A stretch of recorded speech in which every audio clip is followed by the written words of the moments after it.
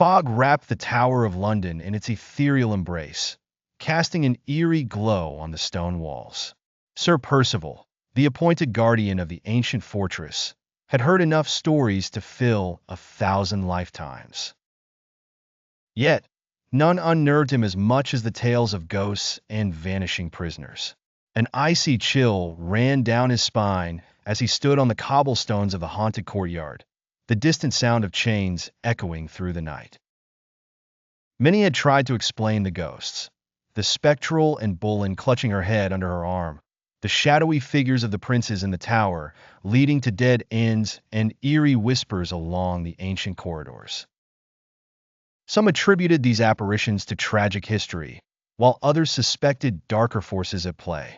But it wasn't just the ghostly appearances that held the tower's sinister reputation. Prisoners throughout the centuries had a way of simply disappearing.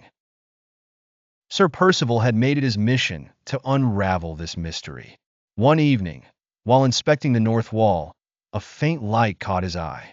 It flickered then vanished, provoking a sense of unease. Armed with naught but a lantern and his courage, Percival traced the light to a forgotten cell. There, inscribed on the wall, was a clue in Latin, Omnes res surgimus. As he pondered the phrase, a whispering wind carried a chilling laugh. Suddenly, the ground beneath him gave way, and he found himself in an underground chamber, filled with relics of those long lost. There were iron cuffs, yellowed parchment, and eerie portraits that seemed to follow him with their lifeless eyes. Yet, what caught his attention was a portrait of a young soldier, one who bore an uncanny resemblance to him. Beneath the portrait, a name, Elias. Was Elias an ancestor, a missing prisoner, or something more otherworldly? Sir Percival felt an inexplicable connection, as if he were destined to find Elias. Deciphering the cryptic evidence, Percival deduced that a hidden passage lay behind the portrait. With great effort, he pushed the frame aside and ventured into the darkness. The air thickened, whispers grew louder, and spectral hands seemed to guide him. In a chamber bathed in cold light stood Elias, unbroken by time. A ghost or a man? The two figures stared at each other, undivided by centuries. Elias spoke first, his voice resonating like the toll of a bell.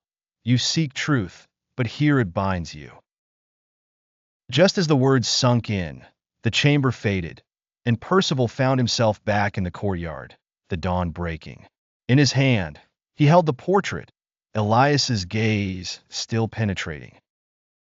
What had transpired was beyond comprehension, but Percival knew the mysteries had only begun unraveling.